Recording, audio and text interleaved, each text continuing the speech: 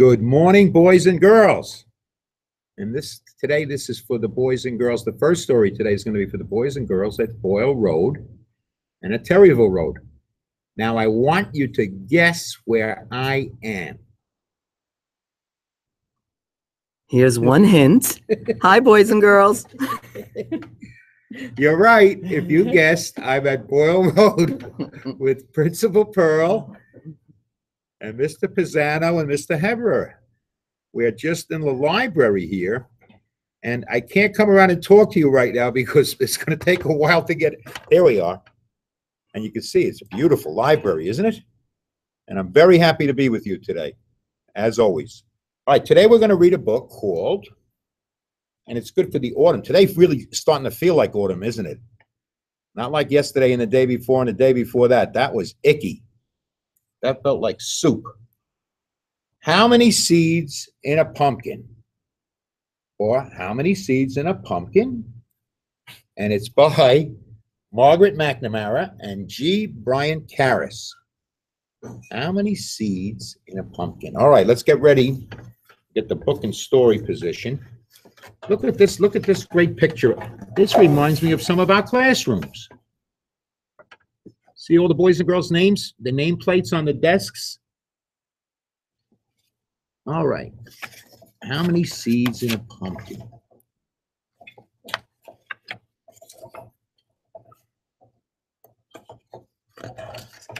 Okay. Charlie liked school. He liked his teacher, Mr. Tiffin. He liked his best friend, Alex. But he did not like lining up to go into school. Mr. Tiffin's class lined up by size, tallest to smallest, or smallest to tallest. Charlie was the smallest in the class. That's got to be Charlie, huh? Every time. One chilly fall morning, Charlie was surprised to see 3 bright orange pumpkins on Mr. Tiffin's desk. One pumpkin was big, one was medium, and one was small. How many seeds in a pumpkin, Mr. Tiffin asked his class. Does anybody know? Nobody knew, but everybody had ideas. The biggest one has the most, said Robert. I bet it has 1 million seeds. Robert was the tallest boy in the class. The medium one has 500, Eleanor said. Eleanor always sounded as if she knew exactly what she was talking about. The tiny one has 22, said Anna. Anna liked even numbers better than odd ones. Mr. Tiffin wrote down all the guesses on the blackboard. Charlie was very quiet. What do you think, Charlie? Asked Mr. Tiffin. I'm thinking that all the best guesses are taken, Charlie said. Why don't we open up these pumpkins and see, said Mr. Tiffin. The next day, the kids in Mr. Tiffin's class brought in spoons for scooping and bowls for holding and plastic bags for throwing out. They covered the floor with newspapers. They put on their smocks. It's messy business counting pumpkin seeds, said Mr. Tiffin, but the class was ready. After Mr. Tiffin cut a circle around each pumpkin stem, Kimmy, Alex, and Jake pulled off the cap. Inside. Definitely has the most, said Robert. We'll see, said Mr. Tiffin. The pumpkin pulp was slimy and stringy, and the seeds were hard to get out.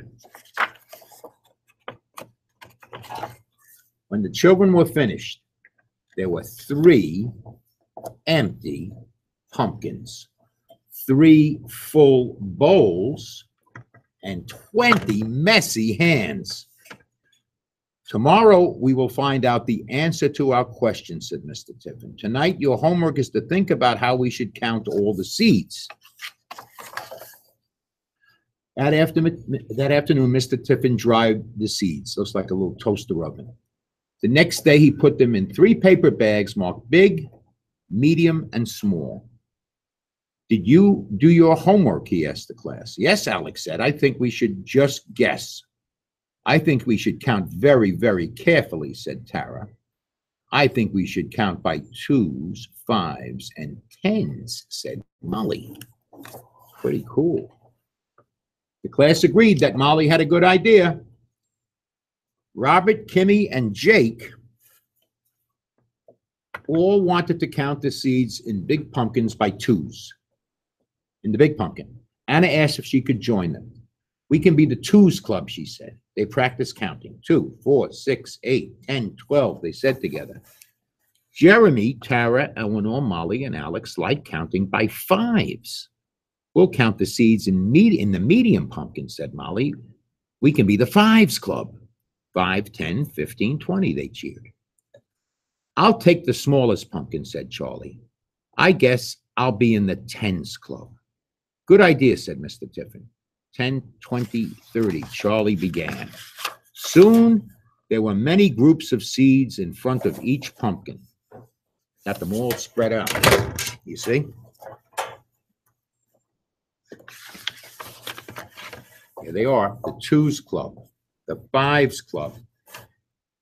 See, said Robert, the 2s club has the most. They had 170 pairs of seeds.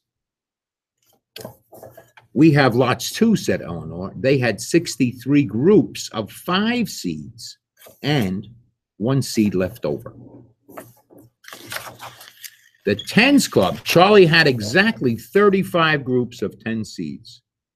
Robert looked at the seeds in front of Charlie. You don't have a whole lot, he said. Let's get counting, said Mr. Tiffin.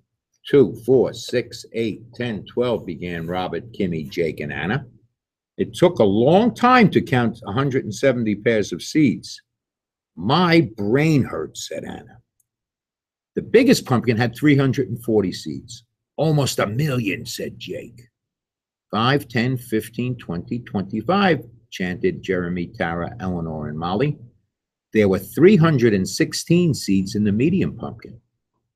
Too bad for you, said Robert. It's not a contest, said Molly. The 10s were the fastest of all, since there were just 35 groups. 10, 20, 30, 40. Charlie counted to himself. This can't be right, he said. What can't be right, asked Mr. Tiffin. There are 350 seeds in my pumpkin, said Charlie. That means it had the most of all. So it does, said Mr. Tiffin. Congratulations, Charlie, said Alex. The 10s club wins. It's not a contest, said Robert. Mr. Tiffin told the class to gather round. You can never tell just how many seeds are in a pumpkin until you open it up. But there may be some clues. Take a look at these, the class did. Charlie's is a darker orange, said Anna. And it has more lines on the outside, said Robert. Yep, said Mr. Tiffin. For each line on the outside, there's a row of seeds on the inside. That's good to know, said Eleanor. And the longer the pumpkin grows, the more lines it gets. Its skin gets darker, too. So even though my pumpkin was the smallest, it was on the vine the longest, said Charlie. Exactly, agreed Mr. Tiffin. When it was time to go home, the class lined up by the door. Smallest to tallest this time, said Mr. Tiffin. Robert was at the back, Eleanor was in the middle, and Charlie was at the front. And then they left the classroom with Charlie leading the way.